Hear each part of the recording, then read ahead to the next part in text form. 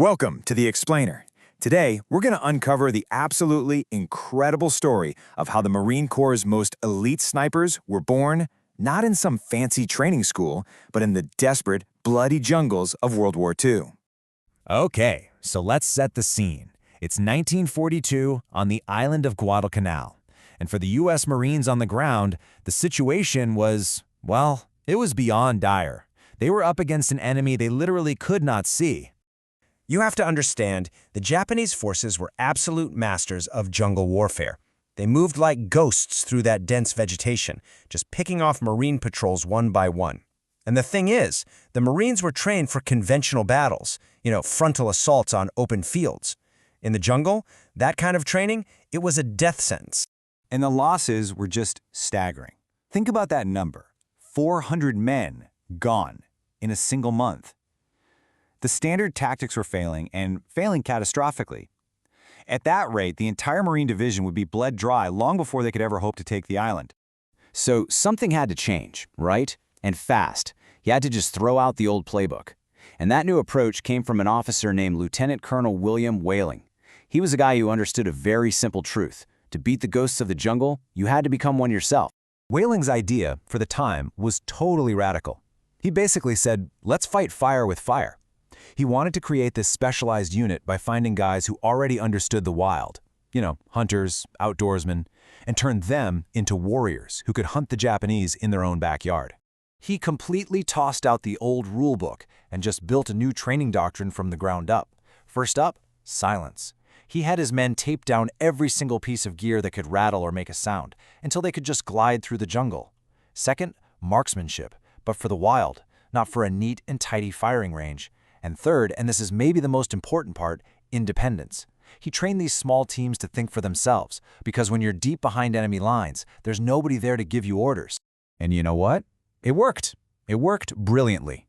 In their very first major test, Whaling's unit slipped behind enemy lines, they mapped out key positions, took out critical targets, and completely flipped the script.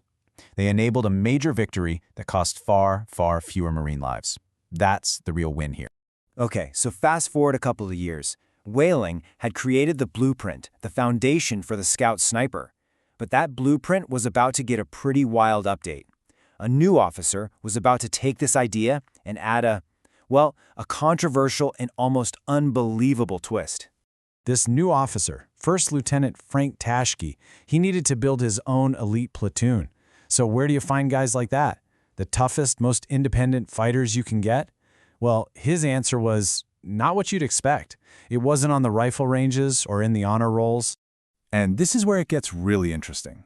Look at the contrast here. Where Whaling weren't looking for disciplined marksmen and outdoorsmen, Taschke went straight to the brig. Yeah, the military jail. He believed that the guys who were constantly getting in trouble, the ones who won the brawls, those were the natural-born, independent fighters he needed to survive behind enemy lines. So this new platoon of brawlers and sharpshooters gets unleashed on the brutal battle for Saipan, and it didn't take long for them to earn a nickname, a legendary one, that fit them perfectly. They were called the 40 Thieves. Why? Well, because the Marine Corps couldn't actually give them the specialized gear they needed. So they just took it. They'd raid Army supply depots at night and liberate everything they could get their hands on. Better rifles, food, whiskey. They even stole a Jeep and promptly repainted it marine green. They did what it took to get the job done. On the battlefield, they were just as unconventional. They were ghosts. They weren't about loud firefights. This was silent work. They'd move deep into enemy territory and specialize in taking out key targets, sentries, officers, using knives and even piano wire, creating chaos before the enemy even knew what was happening. And maybe their biggest moment came with this one mission. A small team, just 8 guys, snuck 2 miles behind enemy lines in the dead of night.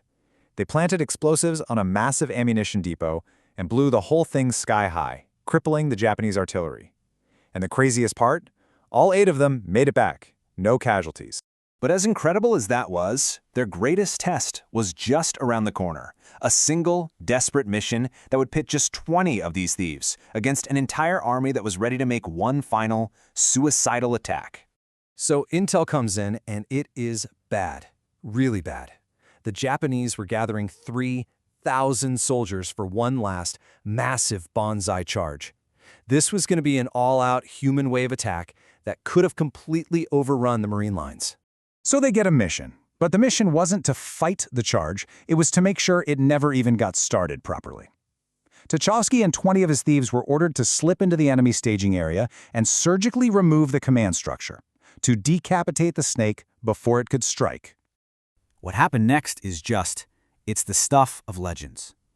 Over 3 insane hours in the dark, 5 separate teams moved like phantoms through thousands of enemy soldiers. They used suppressed rifles and knives to take out 17 Japanese officers. And by dawn, they're all back. Every single one of them. 0 casualties. So when the attack did happen, without its leaders, it was just chaos. A disorganized, leaderless wave of soldiers charging right into a wall of Marine firepower. The Marine line held.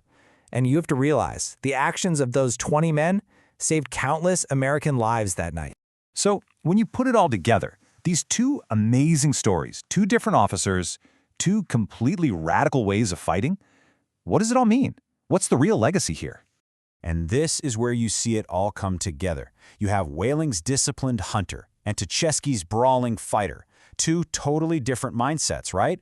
But they fused, and that fusion created the dual identity that became the bedrock of the modern Marine Corps Scout sniper, a master of fieldcraft who is also an unflinching, independent warrior.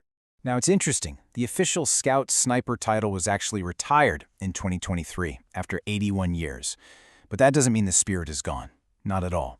That DNA, the spirit of Whaling's hunters and Tchaikovsky's thieves, is still deeply embedded in Marine reconnaissance units to this very day.